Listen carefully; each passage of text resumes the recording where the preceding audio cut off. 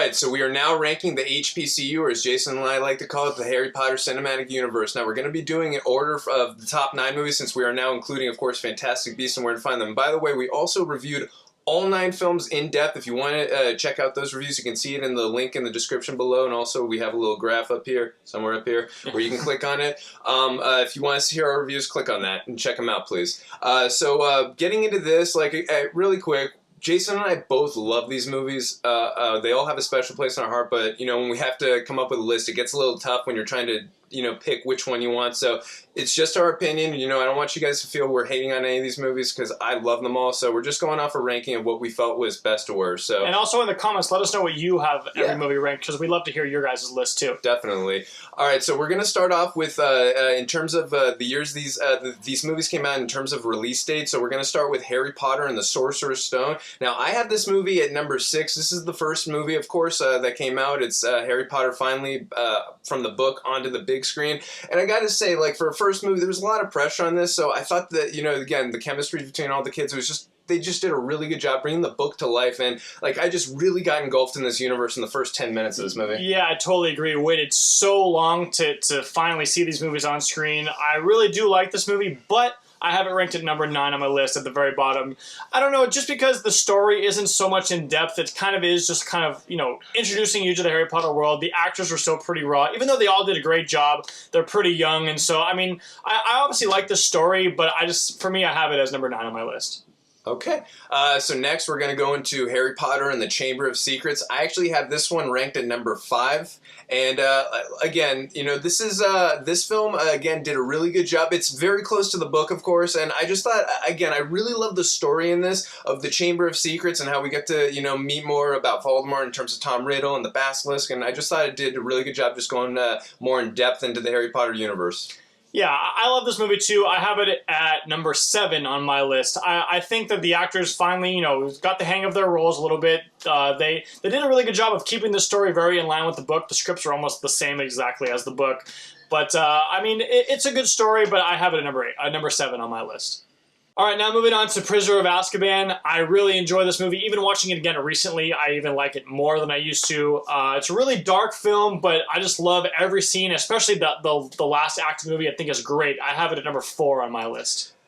Prisoner of Azkaban actually used to be my second favorite of the Harry Potter films. After rewatching them again, it's actually now my first favorite film. It's, as Jason pointed out, it's the first film that really got into dark territory. It's a it's a pretty mature film as well. I like the growth and depth of the characters, how much, again, more mature they're getting. Also, too, I love the story of the Prisoner of Azkaban, meeting Sirius Black for the first time and understanding all that, and Peter Pettigrew. And it's just a really good, solid story. And again, it just did a really good job of showing us that they were really going a lot more in depth and more mature and dark in this series. So this is my number 1 film in the entire series. All right, moving on to Harry Potter and the Goblet of Fire. I thought this was a cool movie. It kind of felt a little different for me than the previous 3, but it was cool seeing the Triwizard Tournament. But I don't know, certain parts of this movie I loved, and certain parts I was a little iffy about. So I'm going to put this at number 8 on my list. I actually have it at the same spot, number 8, and this film was directed by Mike Newell. We forgot to mention that Alfonso Cuarón came into the third film, so new director came in, and you could feel it was a little different than the other films, which I don't mind. Every director should have their own take. But at first, when I saw this movie, I kind of didn't like it at first. The more time subsequently I watched it, I really enjoyed it, especially when we go into the Triwizard Tournament. It's very neat and cool stuff, especially when you figure out the whole plot and everything. But again, I just, when comparing it to the other Harry Potter films, it's a little bit lower on my ranking, but it's still a very entertaining and good film. And I loved how everyone had really long hair. That was my favorite part of the whole movie. For sure. All Except right. for Victor Crumb. You're right. He had short hair, which I kind of pictured him with long hair. It kind of threw me off a little bit. Yeah. Anyways, moving on to Harry Potter and the Order of the Phoenix. This movie was really hard for me to place because some parts of this movie I love and I think are some of the best in the whole series, and some parts I think are the worst in the whole series. So it was really hard for me to choose. I was going to put it at number 8, but I'm actually going to put it at number 6. Okay, good deal. For me, this is actually my number 9 movie, and again, I still really enjoyed this movie. It's got a great villain in terms of Dolores Umbridge. It's got, you hate her so much. Also, too, I really love the battle, of course, between Dumbledore and Voldemort. That is just epic. But like Jason said, there's some boring and really slow moments in this film. It's just so up and down. And, yeah, no, I agree. But and also we have to mention this film was a little bit of a victim of the writer's strike. It didn't have Steve Kloves, the writer of all the other Harry Potter films. He didn't do Fantastic Beasts, that was J.K. Rowling, but the other Harry Potter films in the cinematic universe. So it did. You could feel it was a little bit different from there. But again, still a very good and entertaining film. But I have it at number 9. Yeah, I mean, just real quick, adding on, I was gonna put it lower, but just the last act of this movie, like especially when they go into the Department of Mysteries and the whole Voldemort battle, just kind of catapulted it up for me. I thought those parts were really good and kind of. And we also saw no spoilers, but we saw the stakes were pretty high in there exactly, too, so. yeah, and just all the battle scenes were really cool. So yeah, I put it at number 6. Definitely. All right, now we're going to go into Harry Potter and the Half-Blood Prince. Again, just really going dark and mature, and this is by far the most beautifully shot Harry Potter film. So good. Not even close for me. I have it at number 3, and like I said, it's a very dark and mature film, and the cinematography, I can't describe how amazing it is. You got to watch it for yourself if you haven't already, which I'm assuming you have if you're watching this video. But again, the cinematography is outstanding. I love the score by Nicholas Hooper. David Yates does a really good job directing it, and also I like how we go really more into Voldemort's past, and also we get a little bit of taste of the Horcruxes, so that was really cool. So for this movie, I gotta say, this movie is nothing like the book. I agree, definitely. And there's some parts of this movie where I totally wish they would have done it differently, and I wish they would have left some stuff out and added more in.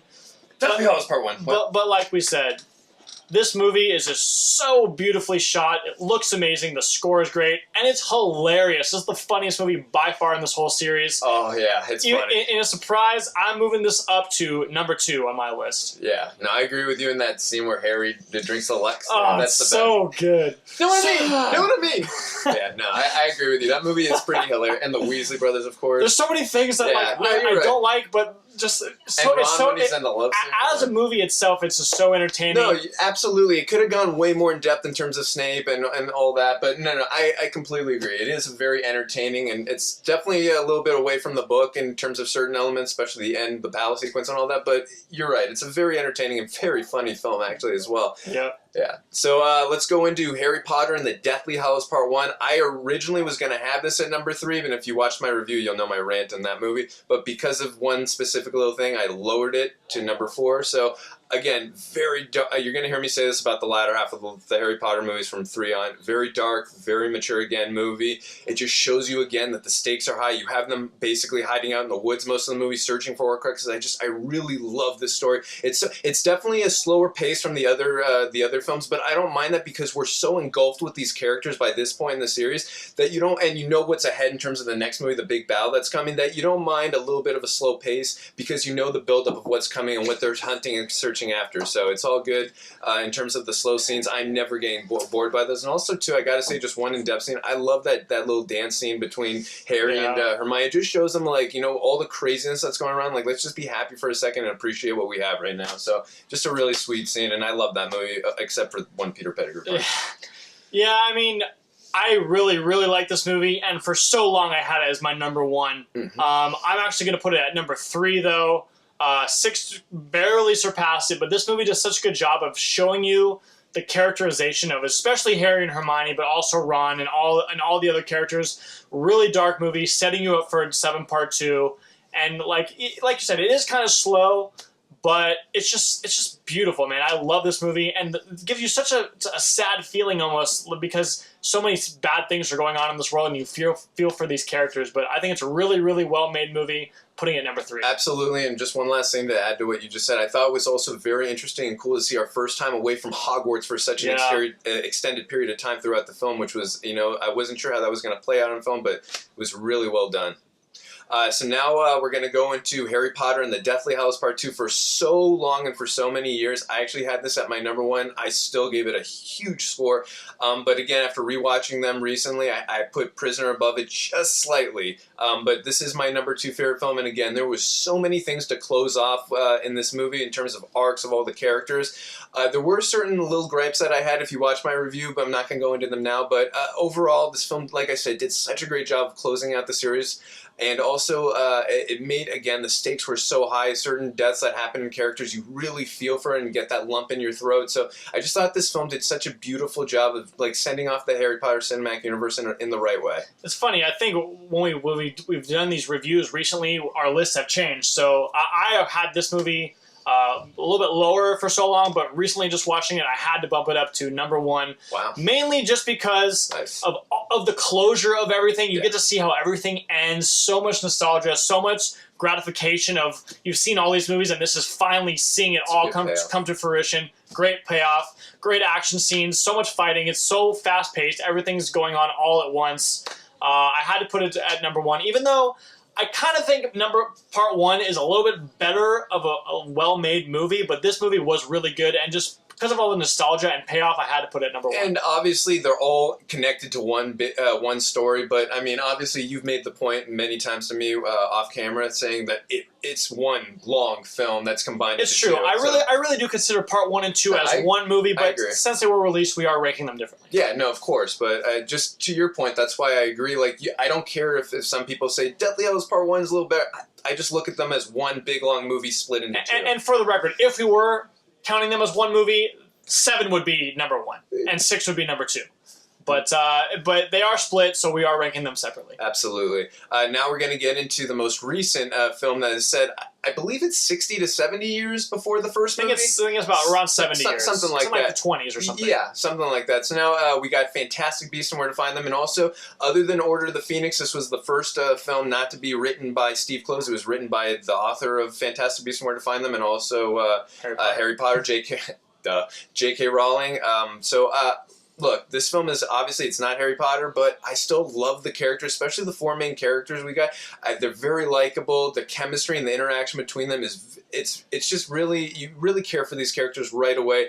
And there's certain scene at the end that really gets that lump in your throat. So for the characters to connect with me that fast, I thought was really impressive. The effects and the visual effects in this movie, some of the dual battles, the apparating.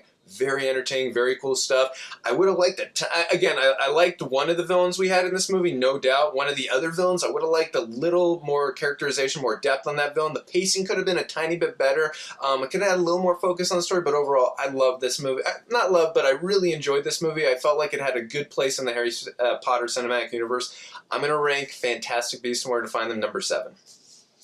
I really did like this movie. It was kind of nice and interesting to not have a book that I know and love to compare it to so readily. Yeah. Because I mean, there is a Fantastic Beasts book, but it's not really this exact story. Set after the events of this. And I think this movie definitely had a little bit of story problems, but everything else I thought was great. Good acting, good action, and it was really fun and entertaining, and so many good things to look at. Really good, good special effects and all that.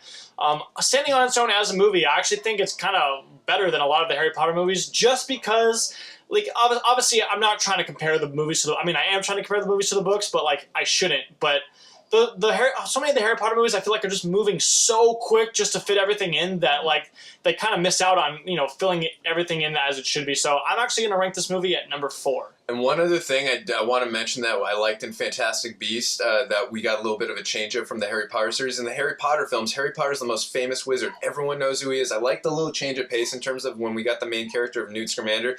He's just a nobody wizard that nobody really knows about. So I thought that was really cool, getting the change of pace from our main character being so well known to now being more of a nobody. So I thought that was pretty cool. I said number 4, I meant number 5. But yeah, I think this movie was it kind of stood on its own a little bit better than some of the Harry Potter movies, and the characters were really good and entertaining, and obviously, they're not as iconic as Harry, Ron, and Hermione by any means, but for their purpose in this movie, I thought they did a really good job. Definitely, and I want to see, and to add to that, I want to see more movies with these main 4 characters. So, I thought, again, they really connected with me early on. I'm really invested in the series, and I can't wait to see more that goes on, especially I want to see that Dumbledore Grindelwald battle. I'm really looking forward to that, and the rising of Voldemort in this series over the next 4 to 5 films. So, now and real quick, to be fair to all these other Harry Potter movies that I ranked under Fantastic Beasts, I mean, I think the Harry Potter movies are pretty good, but I obviously know these books really well, and the movies don't even really come close to just giving you really what Harry Potter is all about, the life inside of Hogwarts, and the little ins and outs,